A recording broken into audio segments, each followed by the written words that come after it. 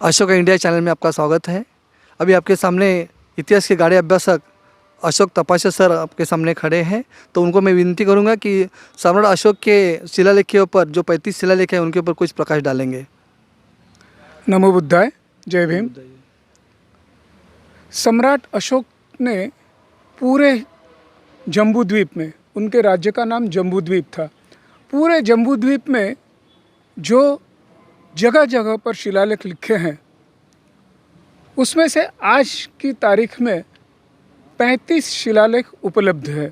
शायद इससे बहुत ज़्यादा हो सकते हैं जिनका कोई रिसर्च अभी तक नहीं हुआ है। आपको बता दूं कि 100 साल पहले कुछ शिलालेख मिले थे और अब भी 2009 में भी एक शिलालेख मिला है बिहार में रतनपुरवा में। तो इतने वर्षों से शिलालेख मिलते जा रहे हैं और लोग उसका अध्ययन करते जा रहे हैं और नई नई बातें लोगों के सामने आ रही है इस माध्यम से। तो इतना कुछ उन्होंने लिख कर रखा है कि हम और भी 100 साल तक उसको पढ़ते रहेंगे, फिर भी वो कम होगा। तो इतना बड़ा लेखन जो सम्राट अशोक ने किया है, भारतीय इतिहास के सबसे पहले संपादक हम जिसको कह सकते हैं आज की भाषा में, वो सम्राट अशोक है। तो सम्राट अशोक के बहुत सारे पुराने शिलालेख तो हमने पढ़े ही है। मैंने ये 35 के 35 शिलालेख व्यक्तिशः देखे हैं, लेकिन आखिरी शिलालेख जो मैं अभी कहा कि 2009 में मिला है, और 2009 में मिला हुआ यह शिलालेख बाकी 17 शिलालेखों के साथ में, 16 शिलालेखों के साथ में मेल रखता है। ये 17वां शिलालेख है। तो मैं आज आपको इसी 17वें शिलालेख को पढ़कर सुनाऊंगा, उसका मतलब समझाऊंगा और इस शिलालेख से क्या नया तथ्य उभर कर आया है ये आपको सबको सुनाऊंगा। तो देखिए, मैं इस रतनपुरवा शिलालेख को आपके सामने पढ़ के सुनाता हूँ पहले। तो ये शिलालेख जो है, रतनपुरवा जो गांव है वो बिहार और उत्तर प्रदेश इन राज्यों की सीमा पर एक पर्वत श्रृंखला है, जिस पर्वत श्रृंखला में तथागत बुद्ध का एक स्थान है और तथागत बुद्ध के स्थान से 2-3 किलोमीटर आगे यह शिलालेख प्राप्त हुआ है। 2009 में डॉक्टर नीरज पांडे इस विद्वान ने इस शिलालेख को सबसे पहले दुनिया के सामने लाया था। ऑफ कोर्स उनको किसी स्कूल टीचर ने बताया था कि यहाँ पर कुछ लिखा है, लेकिन वो स्कूल टीचर ठीक से पढ़ नहीं पा रहा था, उसको ये लिपि मालूम नहीं थी। इसके लिए फिर डॉक्टर नीरज पांडे ने इस शिलालेख को दुनिया के सामने पढ़कर सुनाया। तो वही शिलालेख मैं आपको अभी पढ़कर सुनाता हूँ पहले, और फिर उसका अनुवाद भी सुनाता हूँ। जी ज़रूर सर। देवानम पीय हेवम आह साधिकानि अड़तियानि सवच्छलानि अम उपासके सुमि नचु बाढ़म पलकन्ते संवच्छले साधिके अम मम संघे उपैते एतेन च अंतलेन जम्बूदीपसि अमिसम देवा संता मुनिसम देवा कटा पलकमसा इय फले नो च इयं महतता व चकिये पावतावे खुदकेनपि पलकमिनेना विपुलेपि स्वगे चकिये आलाधयितवे से येताये अठाये इयं सावने खुदका च उड़ाला च पलकमंतु अंतापि च जानन्तु चिलठितिके च पलकमे होतु इयंच अठे वढ़िसिति विपुलंपि च वढ़िसिति दियढ़ियम अबलधियेना दियढ़ियम वढ़िसति इयंच सावने विभुथेन दुवे सपन्ना लाती सती विभुथाति 256 इमं च अठे पवतेषु लिखापयाथि यदि वा अथि हेता शिलाथवा ततपि लिखापयाथाति। तो ये ब्राह्मी लिपि में और तब की प्राकृत भाषा में ये लिखा हुआ है। अब आपको समझने में शायद कठिनाई होगी, जिनको प्राकृत कुछ कुछ आता है वो समझ भी गए होंगे, लेकिन मैं इसका हिंदी अनुवाद आपको पढ़ के सुनाता हूँ। हिंदी अनुवाद कुछ ऐसे है। देवताओं के प्रिय ने कहा, 2.5 साल से अधिक समय मैं उपासक हूँ।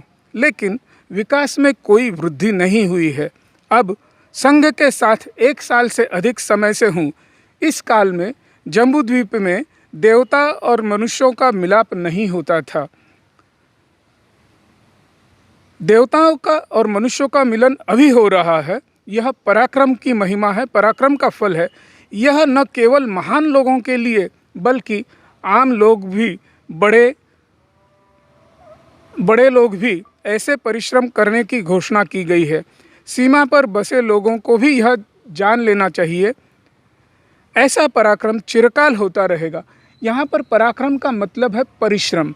ऐसा पराक्रम चिरकाल होता रहेगा, यह ऐसे ही बढ़ेगा, यह दिन ब दिन खूब बढ़ता जाएगा, यह बिना किसी रुकावट से दिन ब दिन बढ़ता जाएगा। यह घोषणा 2 सफल रातें घर से दूर याद में जागृत रहकर की जाती है।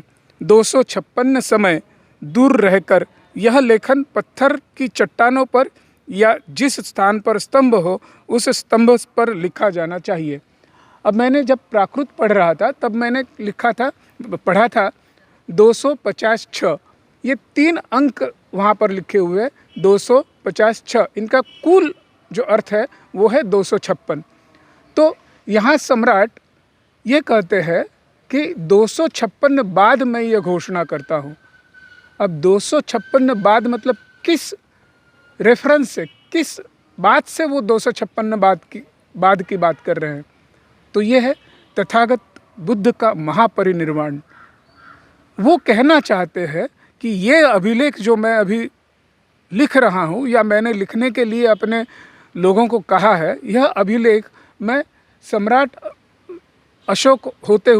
होते हुए बुद्ध के महापरिनिर्वाण के 256 वर्ष बाद मैं ये घोषणा कर रहा हूँ। तो इससे वो रेफरेंस यह दे रहे हैं कि मेरे इस राज्य के पहले 256 वर्ष तथागत का महापरिनिर्वाण हुआ था। तो ये तो इतिहास की बात है।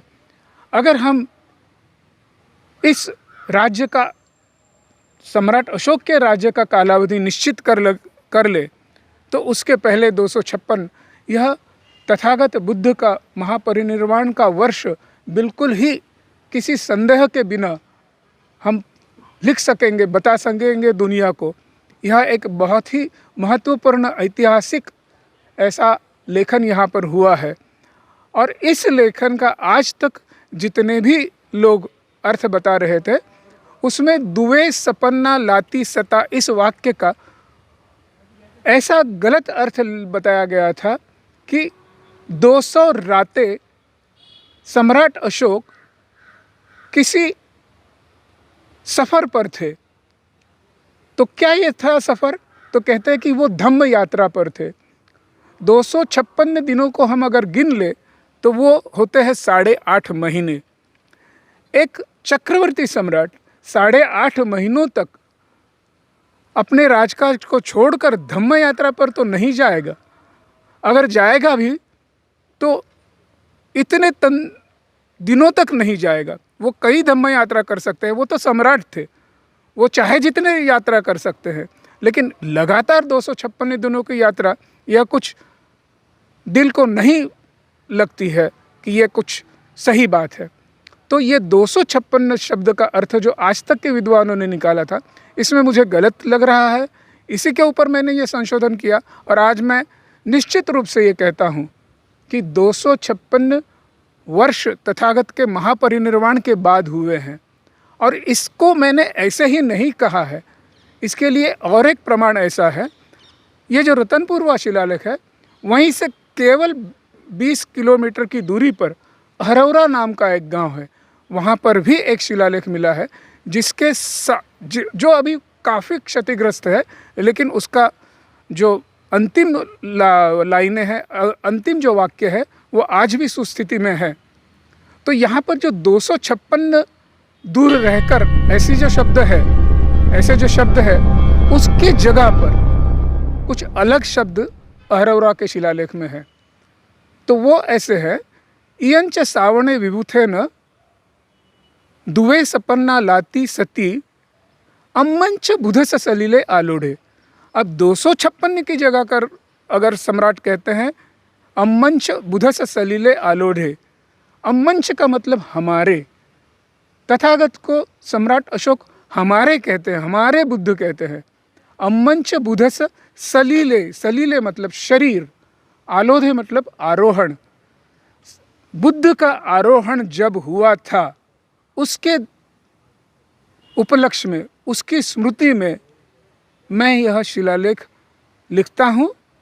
और इस शिलालेख लिखने के दरमियान, तथागत बुद्ध के महापरिनिर्वाण के दरमियान, हम सब पाटलिपुत्रवासी 2 दिनों तक, 2 रातों तक यहाँ पर अपने घर से दूर रहकर तथागत बुद्ध का अभिवादन करते हैं। सम्राट अशोक के ज़माने में बुद्ध के महापरिनिर्वाण पर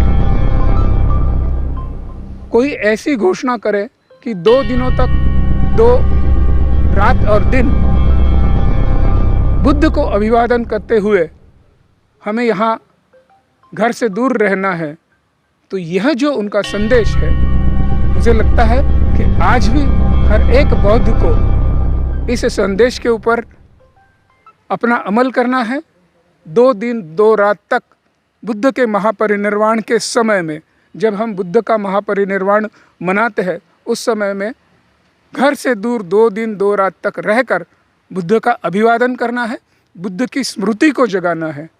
तो ये सम्राट अशोक का जो आदेश है, जो उनकी विनंती है, उस विनंती को, उस आदेश को हम आज भी अपनाएंगे और हम बुद्ध का ऐसे ही अभिवादन करते रहेंगे। यही मनोकामना के साथ मैं आपसे विदा चाहता हूँ। धन्यवाद।